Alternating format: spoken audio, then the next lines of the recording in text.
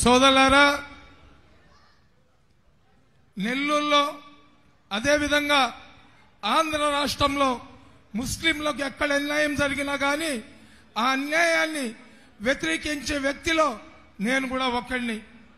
ఎక్కడ కూడా ముస్లింలకు ద్రోహం జరిగినా, మైనార్టీలకు అన్యాయం జరిగినా వినబడే గొంతుల్లో నా గొంతు ముందు ఉంటుంది.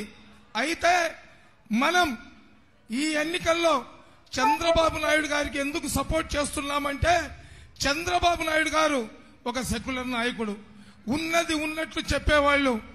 ఈరోజు చంద్రబాబు నాయుడు గారు బీజేపీతో అలయన్స్ పెట్టుకుని ముస్లింలకు ద్రోహం చేసేస్తారు, క్రైస్తవులకు ద్రోహం చేసేస్తారని చెప్పి వైఎస్ఆర్సీపీ పార్టీ వాళ్ళు రకరకాల ప్రచారాలు చేస్తున్నారు.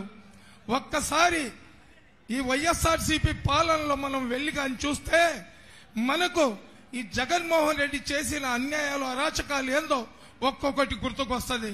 సోదరులారా, ముస్లింలలో 185% మంది బిలో పావర్టీ లైన్లో ఉంటారు, దారిద్ర్య రేఖకు దిగువలో ఉంటారు. వాళ్ళ వయసు వచ్చిన బిడ్డలకు పెళ్లి చేయాలంటే వాళ్ళ దగ్గర డబ్బులు ఉండవు. మా సోదరి మళ్ళీ ఎంతో మంది వచ్చి ఉన్నారు. వాళ్ళు ఏం చేస్తారంటే ఆ బిడ్డ పెళ్లి కోసం వేరే వాళ్ళ దగ్గర పోయి డబ్బులు అడుక్కుంటుంటారు.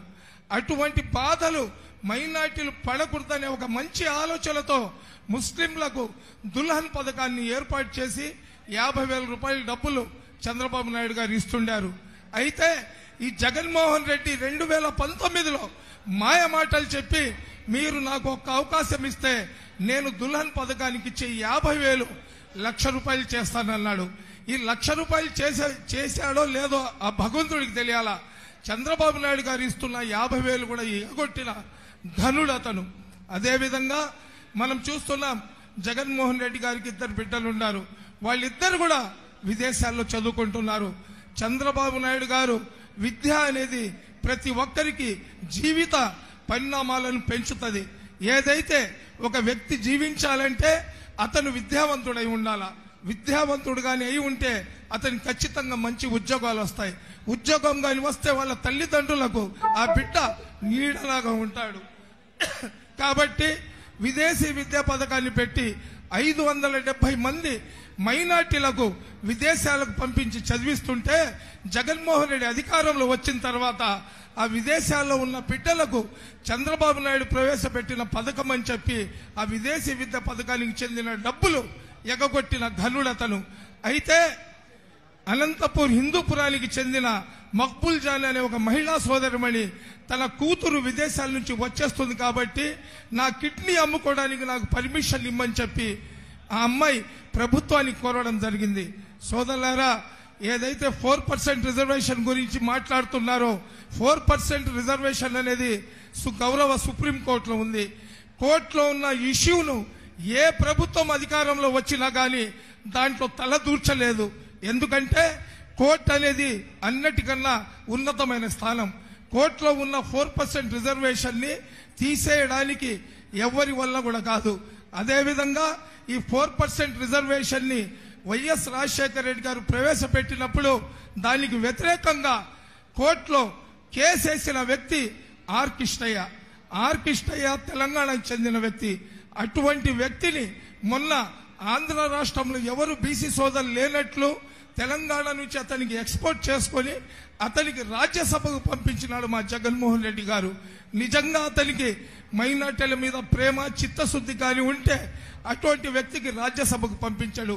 సోదరులారా, ఒకటే గుర్తుపెట్టుకోండి, దుకాన్ మకాన్, దుల్హన్ పథకం, విదేశీ విద్య, డైరెక్ట్ రుణాలు, మైనార్టీ ఫైనాన్స్ కార్పొరేషన్ ద్వారా మా యువతకు ఉపాధి, అదేవిధంగా స్కిల్ డెవలప్మెంట్ సెంటర్లు, మహిళలకు గౌరవం, అదేవిధంగా మైనార్టీలకు సముచిత స్థానం కావాలంటే ఖచ్చితంగా సెక్యులర్ నాయకుడైన చంద్రబాబు నాయుడు గారు ముఖ్యమంత్రి అవ్వాలా.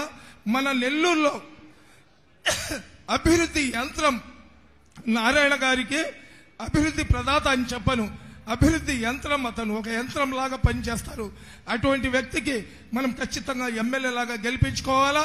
అదేవిధంగా రూరల్ కాన్స్టిట్యున్సీలో మైనార్టీలకు ఆత్మబంధువులాగున్న కోటమిరెడ్డి శ్రీధర్ రెడ్డి గారికి అఖండ విజయాన్ని చేకూర్చాలా.